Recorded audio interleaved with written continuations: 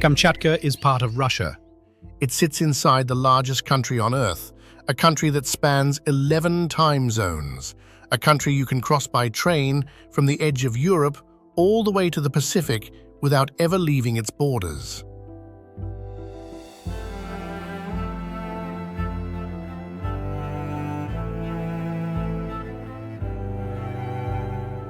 And yet, you cannot reach Kamchatka from Russia, not by road, not by railway. There is no highway that runs to it, no line of track that touches it. To stand in the only city on this peninsula, a Russian citizen must first board a ship or a plane.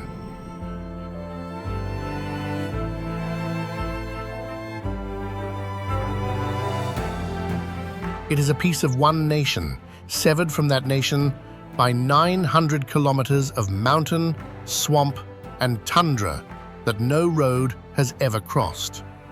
A land of fire and ice, at the end of Russia.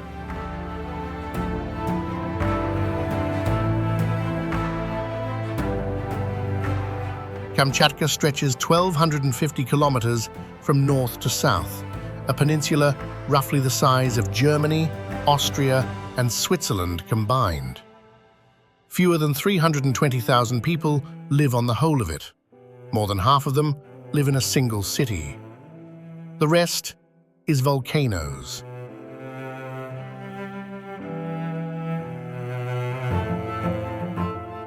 There are around 300 volcanic cones along this strip of land. 29 of them are still active. It is the most volcanically violent place on the entire Eurasian continent, a place where, at almost any hour, somewhere on the peninsula, a mountain is steaming, venting, or burning. And it is also one of the most alive places on the planet. The same peninsula that is tearing itself apart holds the densest population of brown bears on Earth. About a quarter of all the Pacific salmon in the world are born in its rivers. Half of all the Steller's sea eagles alive gather here to feed.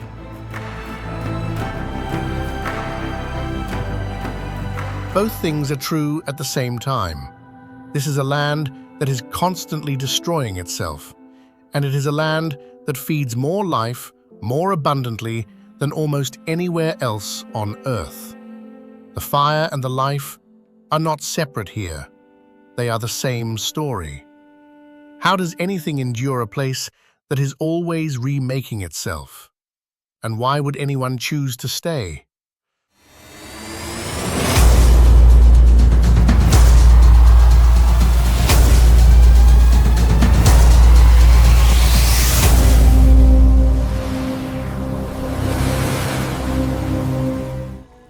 This is Kamchatka.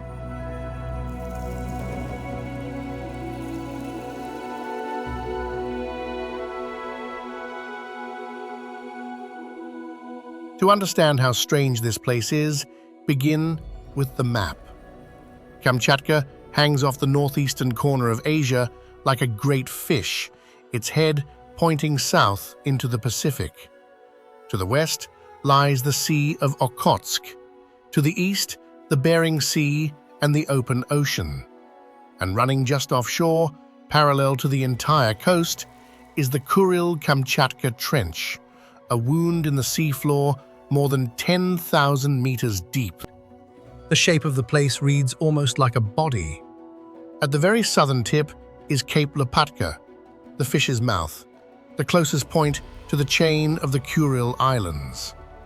Off the eastern flank lies Karaginsky Island. Far up the northern neck, where the land finally joins the continent, sits Palana, a town reachable only by air, the administrative heart of the Koryak lands. Between these few scattered names lies an emptiness it is difficult to picture. A territory the size of a European country, with the population of a single small town, and almost nothing in between. This trench is the reason for everything. Here, the floor of the Pacific is sliding westward, grinding beneath the edge of the continent at a rate of about 80 millimeters every year. As the ocean plate descends, It drags water and rock down into the heat of the earth. The rock melts, the molten material rises, and where it breaks the surface, it builds mountains that burn. This is the Ring of Fire, the belt of fracture and eruption that circles the whole Pacific. Kamchatka is the only part of Russia that sits directly on it. The result is a landscape that has never finished forming. Geologists have a name for Kamchatka. They call it the land in the making.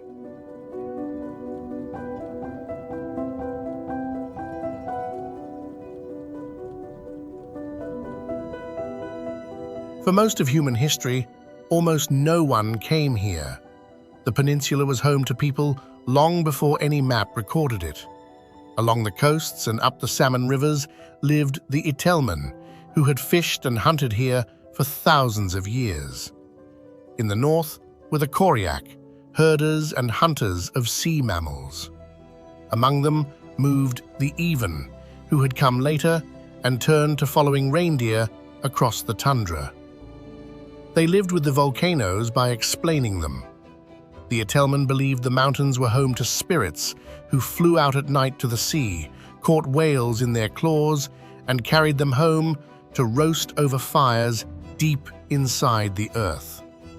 The smoke from those fires was the smoke of the volcanoes.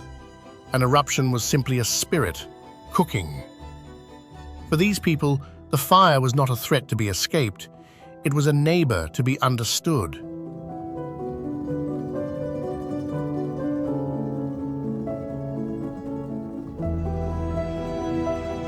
That world ended quickly.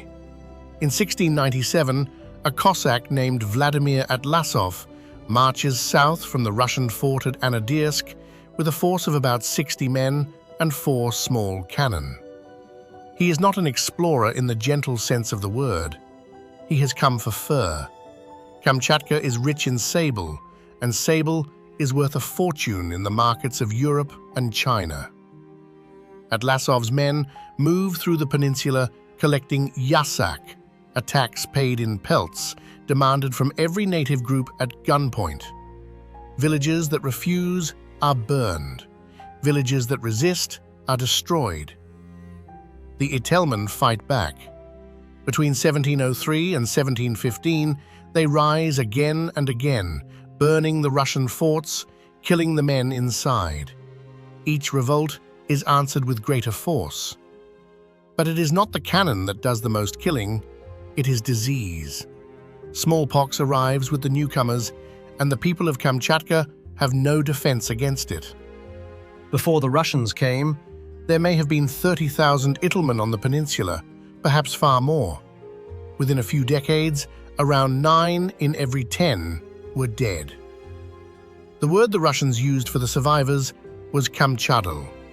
In time, it stopped meaning the original people at all and came to mean anyone, Russian or mixed, simply born on the peninsula. A whole people did not vanish entirely, but they were very nearly erased, absorbed into the language and the church and the blood of the people who had conquered them. This is the cost written underneath the name Kamchatka. It is worth saying plainly because most accounts leave it out. The men who mapped this coast came soon after. In 1725, the Danish navigator Vitus Bering was sent by the Russian crown to learn whether Asia and America were joined. Over 2 great expeditions, he charted the waters off Kamchatka, and in 1740 he founded a small harbor town on a near-perfect natural bay on the southeastern coast. He named it for his 2 ships, St. Peter and St. Paul, Petropavlovsk. Bering himself did not live to enjoy it. On the return from the American coast in 1741, his ship was wrecked on a barren island to the east. He died there that winter of cold and scurvy and exhaustion and was buried in the sand. The island and the sea around it still carry his name. On that same voyage sailed a German naturalist named Georg Wilhelm Steller.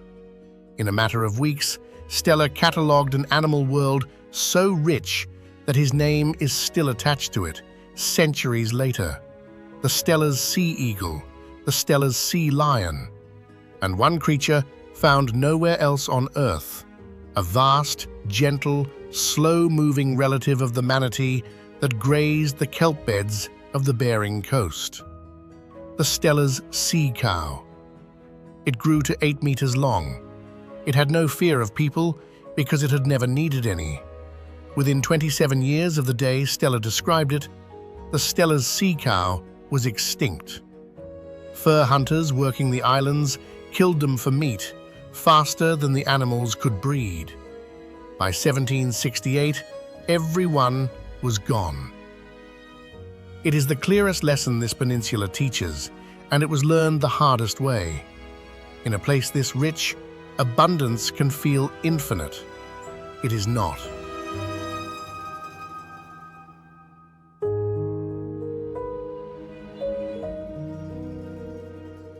One man set out to record it all before it could be lost. His name was Stepan Krasheninnikov, a young Russian naturalist who arrived in the years of the Great Bering Expedition and spent 4 years walking the peninsula on foot. He climbed its volcanoes. He sat with the Ittlemen and learned their stories. He measured the geysers' cousins, the hot springs, and wrote down the names of the rivers and the spirits and the fish. In 1755, he published the first true account of the place, a book that remains, even now, one of the most complete pictures of Kamchatka as it was before it changed forever. His name is still on the land. A volcano in the east of the peninsula carries it. Remember that name. It will return at the end of this story. What drove the empire onward in the end was not knowledge. It was fur. The sable and the sea otter of this coast were worth more than gold in the markets of the world, and Kamchatka became the doorway through which Russia reached beyond it. From the harbors of this peninsula, hunters and traders pushed east across the Bering Sea to the Aleutian Islands and on to the coast of Alaska. The Russian colonies in North America were supplied and governed through Kamchatka. For a brief moment in history, this remote spit of volcanic land was the launching point for an empire that reached another continent. And then there was the strangest escape in the peninsula's history. In 1771, a Hungarian nobleman named Maurice Benyovsky, exiled to the penal settlement at Bolsheretsk on the western coast, led a mutiny of fellow prisoners, seized a ship in the harbor, and sailed away into the Pacific. He never returned. From a place that the empire used precisely because no one could leave it, a handful of condemned men had simply taken to the sea and vanished over the horizon. Today, almost everyone on Kamchatka lives where Bering built. Petropavlovsk-Kamchatsky wraps around Avacha Bay, one of the largest and deepest natural harbors in the world, a basin wide enough to shelter the entire fleet of a nation. Behind the city, 3 volcanoes rise so close to the streets that residents call them the home volcanoes: Koryaksky, Avachinsky, Kozelsky. 2 of them are active. People here drink their morning tea beneath mountains that could one day bury the city. And they have learned to live with that sentence hanging over them. Avachinsky last erupted within living memory, dusting the city in ash.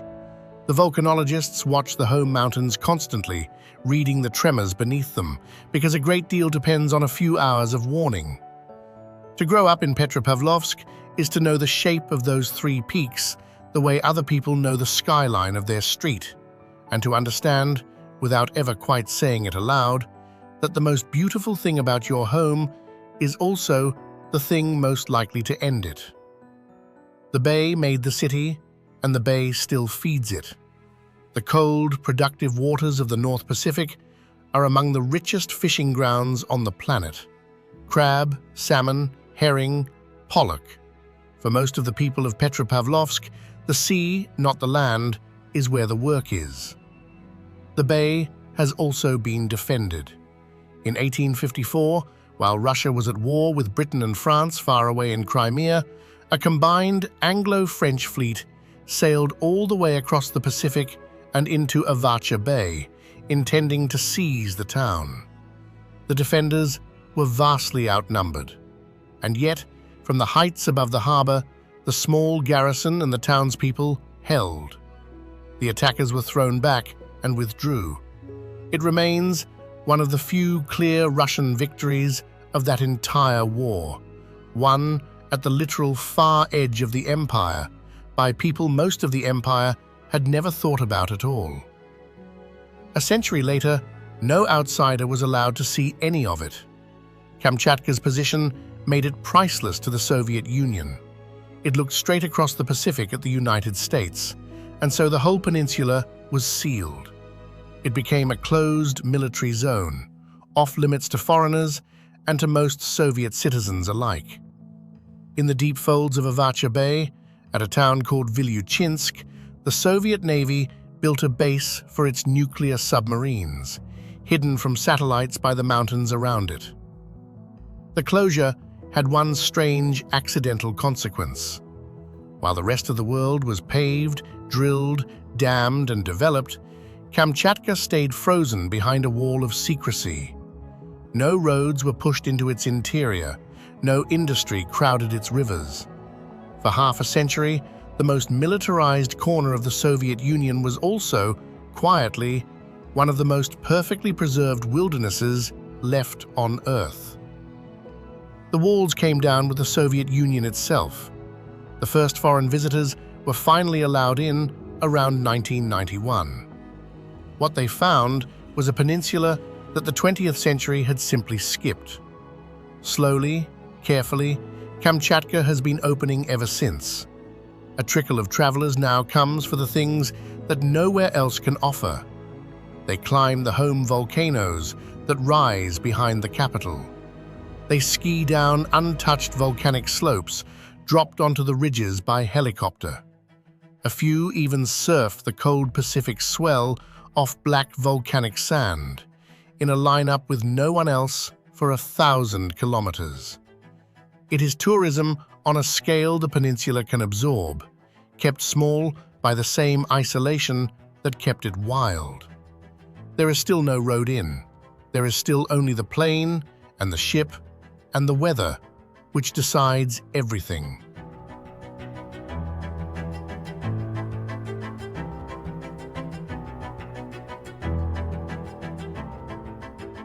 The summer here is short and almost violent in its abundance. For a few weeks in July, the snow retreats, the tundra turns green, and the whole peninsula seems to exhale. And with the warmth comes one of the densest concentrations of insect life in the subarctic world. Clouds of mosquitoes rise from the wet ground in numbers that can darken the air. Bumblebees, thick-coated against the cold, work the low flowers of the tundra in a race against the returning frost. It looks like an ordeal, and for any traveler caught in it, it is one. But it is also the engine of everything. Those insects feed the birds. The brief green feeds the herds. The whole short summer is a single frantic act of feeding before the dark closes in again. And the land between the volcanoes is far from empty. High on the rocky slopes, the snow sheep pick their way along ledges where almost nothing else can stand. In the forests below move the wolverine, the lynx, and the sable, the very animal whose fur first drew the empire across the continent. The Arctic fox shadows the coast. The wolverine, smallest of giants, will drive a bear from its kill through sheer refusal to back down. None of these creatures are gentle, and none of them are soft. The peninsula does not reward softness. It rewards the ones that can take the cold, the hunger, and the shaking ground, and keep going regardless.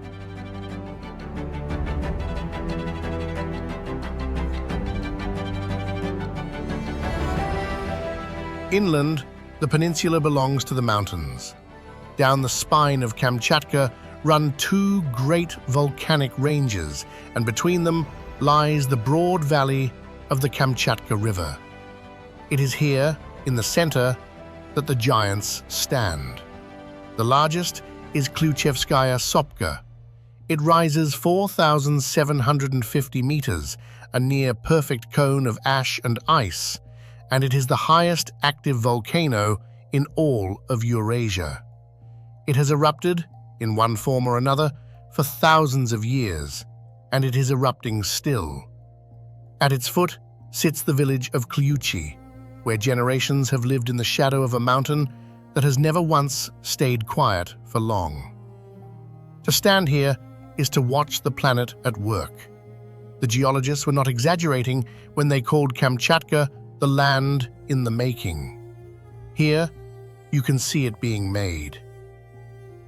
Beyond Kluchevskaya stands its restless neighbor, Shiveluch, the northernmost of the great active volcanoes. Shiveluch does not pour, it collapses. Every so often, a whole flank of the mountain gives way at once, and a searing avalanche of ash and gas and shattered rock roars down its slopes at the speed of a passing train. It has done so again and again across the centuries, the most recent great collapses within living memory. The mountain rebuilds a new dome inside its own wound, and then, in time, destroys that too. It is a single volcano, endlessly demolishing and reconstructing itself in plain view. Not far to the south lies Tolbachik, and around it, one of the strangest landscapes on the peninsula. When Tolbachik erupts, it does not always explode. Sometimes, it simply bleeds, pouring out vast sheets of black basalt that cool into a plain of jagged, lifeless rock. The result is a field so barren, so utterly unlike anything else on the surface of the Earth, that in the 1970s, Soviet scientists brought their lunar rovers here to test them. Before the machines that would one day crawl across the surface of the Moon were sent into space, they learned to move on the lava fields of Kamchatka. For a few years, this corner of the peninsula stood in for another world. And then slowly, the rock begins to live again. Lichen finds the cracks, moss follows. The land that imitated the moon starts once more the long climb back toward forest. What grows from that volcanic ground is strange in its own right. The forests of Kamchatka are not the tall, straight pine of the mainland. Here, the dominant tree is the stone birch. Low and twisted, its trunk bent by the weight of snow and the force of the wind into shapes that look almost tortured. And in the volcanic soil of the river valleys, fed by ash and warmed from below, the summer brings a sudden, almost tropical excess.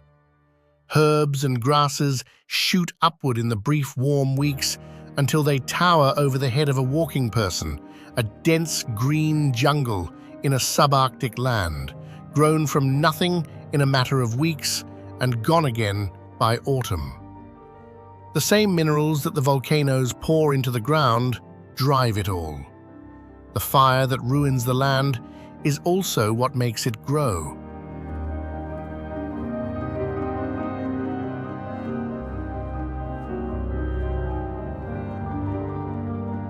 Some of what the volcanoes make is closer still to a miracle. Hidden in a canyon in the east of the peninsula, in a place so remote it can still only be reached by helicopter, is a narrow valley where the heat of the earth breaks the surface as water. Geysers, dozens of them, fountains of boiling water that erupt on their own rhythm, some every few minutes, some once a day. The tallest throws a column of steam and water 40 meters into the air. It is the only geyser field in all of Eurasia And the second largest on the planet after Yellowstone. And for almost all of human history, no one knew that it was there. In the spring of 1941, a geologist named Tatyana Ustinova set out by dog sled to trace the source of a warm river in the Kronotsky Reserve. With her was a local Itelmen guide, Anissifor Krupanin. On the afternoon of April the 14th, they stopped to rest on the bank of the river. Across the water, they saw steam. And then, without warning, the ground on the far side throws a jet of scalding water into the air, straight toward them. Tatyana Ustinova had just found the first geyser ever recorded on the continent of Eurasia. She named it Pervanets, the firstborn. It would take years before the full valley was mapped, before anyone understood what she had walked into. The war came, and the funding vanished, and the place stayed secret a while longer. But she had opened a door. Ustinova returned to her valley across her whole life. When she died in 2010, at the age of 93, her ashes were carried back and buried in the place she had discovered. To walk the valley today is to move through something that feels almost alive. The air smells of sulfur and warm stone. Steam drifts in curtains across the path. Each geyser keeps its own schedule, some patient, some sudden, and the whole canyon breathes and hisses and exhales around you. There are no roads here, no railings of steel, no crowds. There is only the narrow trail, the helicopter that brought you, and the steady, ancient rhythm of water boiling its way out of the earth. Of all the places on the peninsula, this is the one that feels most like a secret the land is still choosing whether to keep. The valley does not stay the same. It cannot. On the 3rd of June, 2007, a mountainside above the valley gave way. A landslide of mud, rock, snow, and shattered trees, some 20 million cubic meters of it, poured down at nearly 40 kilometers an hour and buried 2/3 of the geyser field. A new lake rose where geysers had been. Several were drowned, including Pervanets, the very first one Ustinova had found. For a time, it seemed the valley was lost, and then, over the following years, the water shifted again. The lake drained and changed. Geysers that had been buried began to surface once more. The valley did not return to what it had been. It became something new. In a place like this, that is the only kind of survival there is. Not staying the same. Remaking.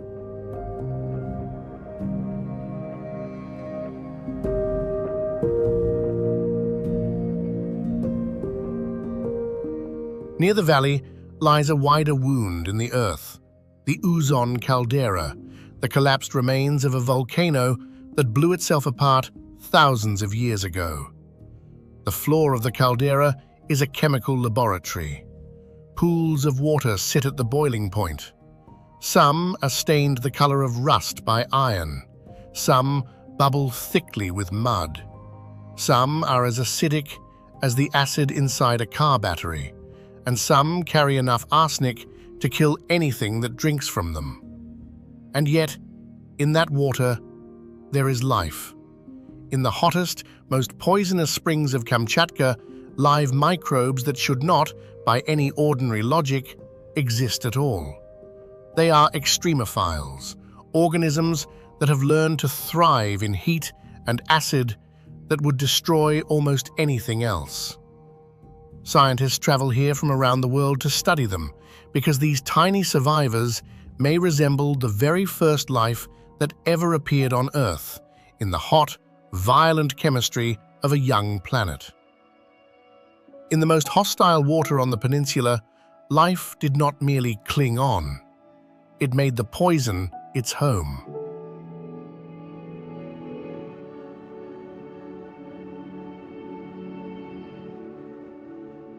That same heat, in the south, has been put to work. Near the Mutnovsky volcano, engineers have tapped the steam that rises from deep underground and run it through turbines, turning the peninsula's volcanic fever into electricity for the city. It is a small thing against the scale of the fire below, but it is the rarest kind of bargain Kamchatka offers, a way to take from the volcanoes without being taken in return. And the heat gives something gentler still. Across the peninsula, in valleys like Nalichevo, the volcanic warmth surfaces as hot springs that have nothing poisonous in them at all, only clean, mineral-rich water at the temperature of a warm bath. People have come to these places for generations, to lie in a steaming pool, open to the cold air, with snow on the ground and a volcano on the horizon, is to feel the two halves of Kamchatka touching at once. The same fire that shatters the coast and buries the valleys also warms the water you are resting in. Here, for a moment, the fire is not a threat. It is a comfort. Not all of Kamchatka's survivors are microbes or mountains or machines. In the center of the peninsula, where the volcanoes give way to forested valleys and hot springs warm the ground, sit two villages, Eso and Anavgay. Travelers sometimes call Eso the little Switzerland of Kamchatka for its green slopes and timber houses. It is home to Ivan families and to Koryak families who keep alive a way of life that the rest of the peninsula has largely let go. In the far north, beyond the reach of any road, some Koryak and Chukchi families still herd reindeer across the open tundra, as their ancestors did, living in skin tents, following the animals through the seasons. The isolation that defines all of Kamchatka is sharpest here. The northern settlements are connected to the capital only by expensive, irregular flights. No road links them to the south at all. In winter, and only in winter, temporary roads open across the frozen rivers and the packed snow. They are called zimniki. A driver can travel for a day and a half along the ice to reach a northern town, on a road that will melt and vanish completely when the spring comes. It is a fragile thread. The languages are fading. The young leave for the city. But the festivals continue, the reindeer races, the old dances, the new year of the Itelmen, marked with song and fire at the end of the salmon season. A culture does not have to be large in order to refuse to disappear.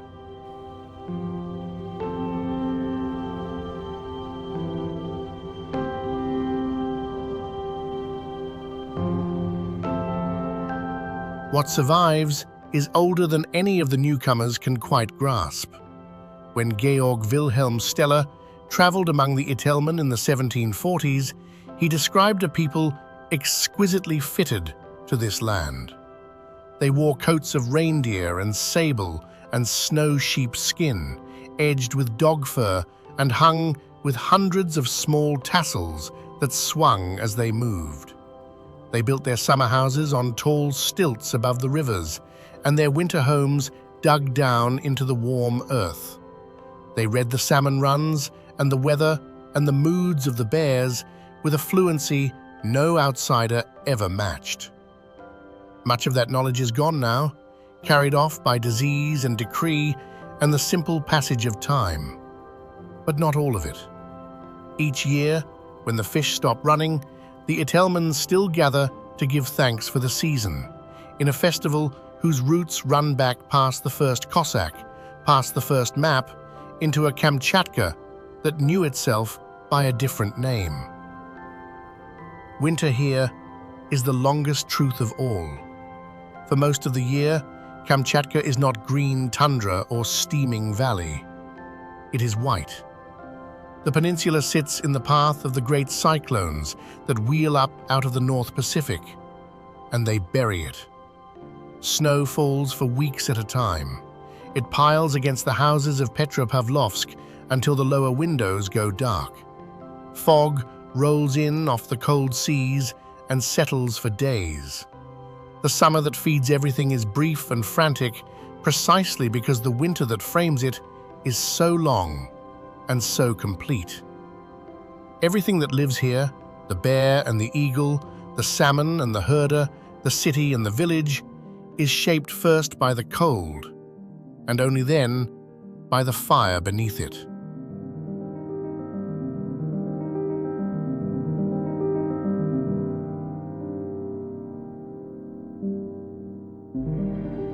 To see why any of this endures, you have to follow the fish.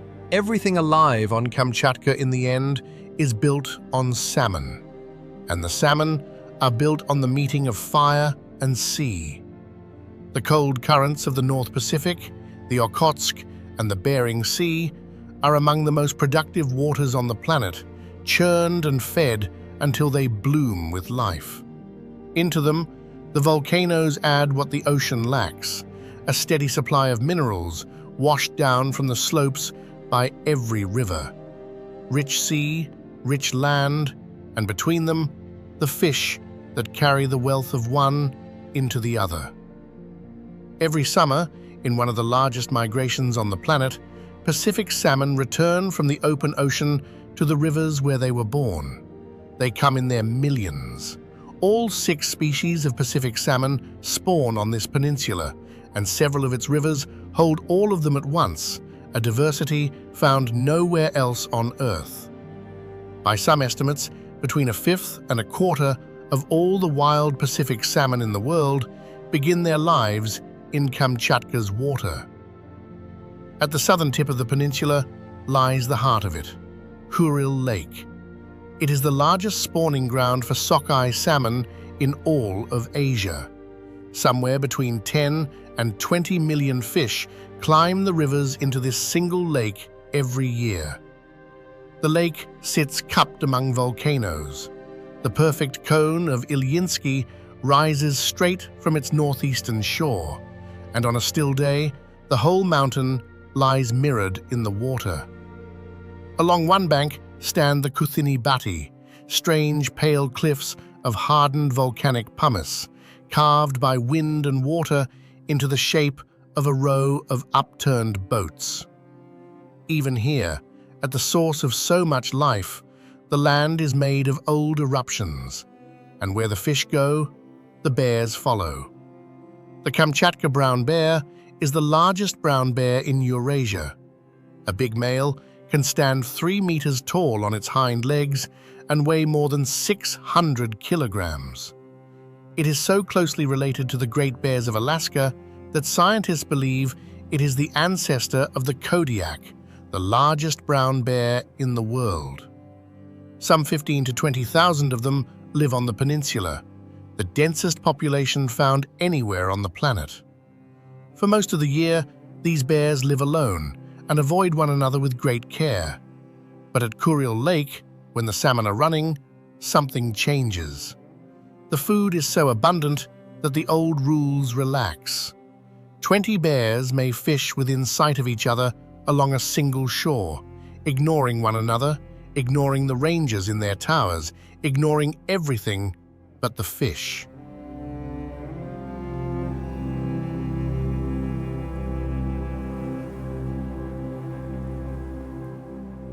To live on Kamchatka is to share it with these animals. They wander to the edges of the villages. They cross the roads that exist and the tundra where none do. People here grow up learning the old courtesies of the bear country, to make noise on the trail, to never come between a mother and her cubs, to read a track in the mud and know how fresh it is.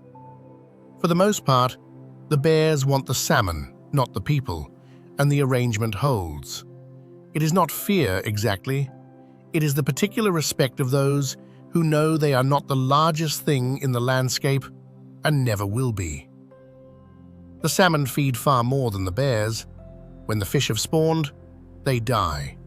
Every one of them, and their bodies, carried up into the rivers and the forest by bears and birds and the current itself, become food for everything else. The nutrients of the ocean, locked in the flesh of the salmon, are pumped hundreds of kilometers inland. The trees themselves grow from it. The whole peninsula is, in a real sense, fed by the sea. And in the winter, when the salmon are mostly gone and the lake refuses to freeze, the eagles come. The Steller's sea eagle is the heaviest eagle alive, a bird with a wingspan well over 2 meters, a great curved yellow beak, and a body built for the cold. Roughly half of all the Steller's sea eagles on Earth nest on Kamchatka. In winter, hundreds of them gather over Kuryl Lake, where the warm springs keep the water open and the late fish keep coming. They are joined by white-tailed eagles and golden eagles, drawn to the only open water for hundreds of kilometers in any direction. This is the answer to the contradiction. This is why the fire matters. The volcanoes are not the enemy of this abundance, they are its source. The minerals they pour into the soil and the rivers, the geothermal heat that keeps the lakes from freezing, the rich volcanic ground itself, all of it feeds the chain that ends in bears and eagles and 20 million fish. The same forces that make this the most dangerous place on the continent are what make it the most alive.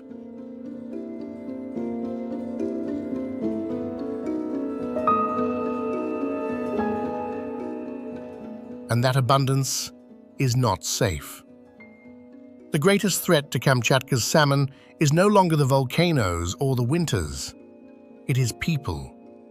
The roe of the salmon, the red caviar prized across Russia and beyond, is worth enough that illegal fishing has become a quiet plague on the rivers.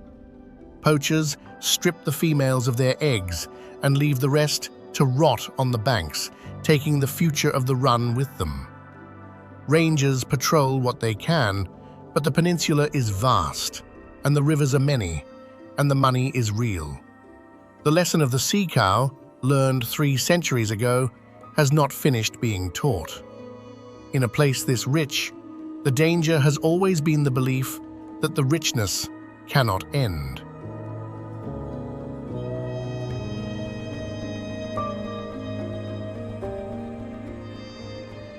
Out along the coasts and on the islands, another survivor tells the same story from the other side. 5 million seabirds nest on the cliffs and islands of this coast, and in the water below them, the sea otter once carpeted these shores. It was the animal that drove the whole Russian push across the Pacific in the first place, its fur the densest and most valuable of any mammal alive. Hunters took them by the hundreds of thousands until, like the sea cow, they had almost been wiped from existence. But the otter, unlike the sea cow, held on. On the remote Commander Islands, where Bering died, and along the protected southern coasts, the sea otters returned. Today, they float in the kelp beds in rafts, cracking shellfish against stones balanced on their chests, a species pulled back from the very edge of the dark. It is the rarest thing this peninsula offers, a second chance, actually taken. The coast holds more than otters.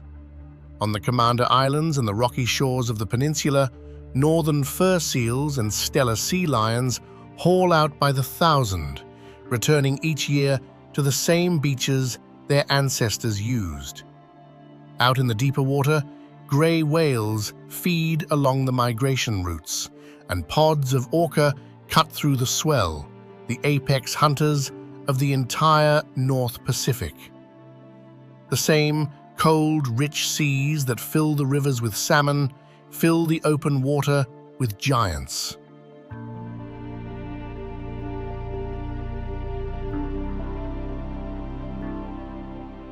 There are people on those far islands too. The Commander Islands, where Bering's ship was wrecked, were uninhabited until the Russians brought Aleut families across from the Aleutian chain to hunt fur seals. Their descendants live there still, on 2 specks of land far out in the Bering Sea, among the rookeries and the wind and the bones of the expedition that started it all. It is the loneliest community on a lonely peninsula, and it has held on for more than 200 years. Step back for a moment and take in the whole of it. A peninsula the size of a country, almost entirely empty of people. Forests no axe has touched. Rivers no dam has stopped. Valleys where the ground still steams, and coasts where 5 million birds still nest, and a sky so clear of light that on a winter night the aurora can pour across it in green and violet sheets. This is what the 20th century skipped. This is what the wall of secrecy, for all its cruelty, accidentally saved. There are very few places left on Earth this large, this whole, this nearly untouched. Kamchatka is one of the last of them. But Kamchatka has never let anyone forget what it truly is.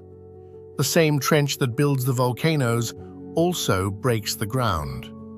The peninsula sits on one of the most powerful earthquake zones on the planet, and across its history, the sea itself has risen up against the land. In 1737, a colossal earthquake struck off the coast, and a wall of water followed. In 1952, another great quake, one of the largest ever recorded anywhere on Earth, sent a tsunami racing across the Pacific that reached as far as Hawaii and the coast of North America. The wave that began at Kamchatka's trench did not stop at Kamchatka. Closer to home, that same wave of 1952 struck the town of Severokurilsk on the island just south of the peninsula, in the dark hours of the morning. The first shock drove people from their homes. Then the sea drew back, and many returned, thinking the worst had passed. The water came again, higher, and took the town. Thousands of people died.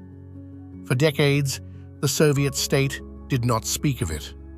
The peninsula's violence has never only been geological.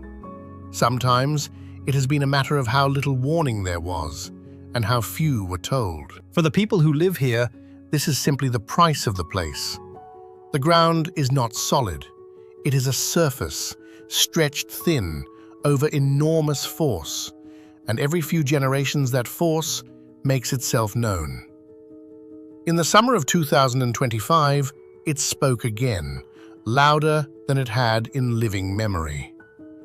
It began with warnings, though almost no one could read them. Through July, the seafloor off the eastern coast trembled, a swarm of smaller quakes building in the deep. Then, late on the 29th of July, 2025, the fault gave way. A magnitude 8.8 earthquake tears along a section of seafloor roughly 390 kilometers long. It is the most powerful earthquake recorded anywhere on Earth since the Great Japanese Quake of 2011, and among the 10 largest ever measured by modern instruments. The shaking reaches the capital, walls crack, a ceiling collapses at the airport. A tsunami warning races out across the entire Pacific, from Japan to Hawaii to the coast of California. And then something happened that even the scientists who study this place had never seen. The peninsula began to erupt. Not one volcano, many.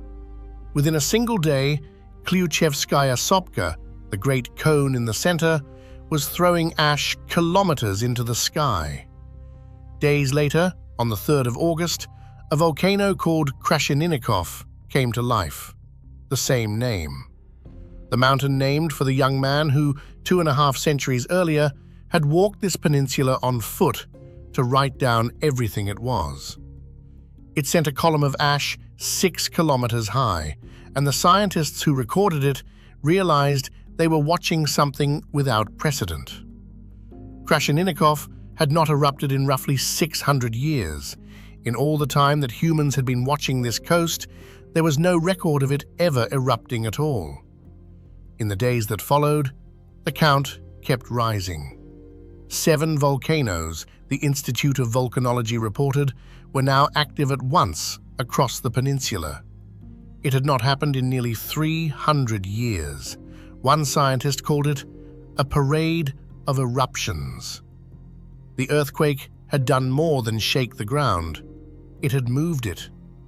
The southern part of Kamchatka was measured afterward to have shifted bodily to the southeast, in places by as much as 2 meters. The peninsula was no longer where it had been the week before. This is the meaning of the title written across this land. 300 volcanoes, and the fire in them is not history. It is not finished. In the span of a single week, in our own time, this peninsula reminded the world that it is still, actively, violently being born. And yet, when the ash had settled, the human cost was astonishingly small. A coast this size, struck by one of the largest earthquakes in recorded history, lost almost no one. The buildings held. The people, who have spent their whole lives on shaking ground, knew exactly what to do. The wave, which could have been catastrophic, arrived smaller than anyone feared.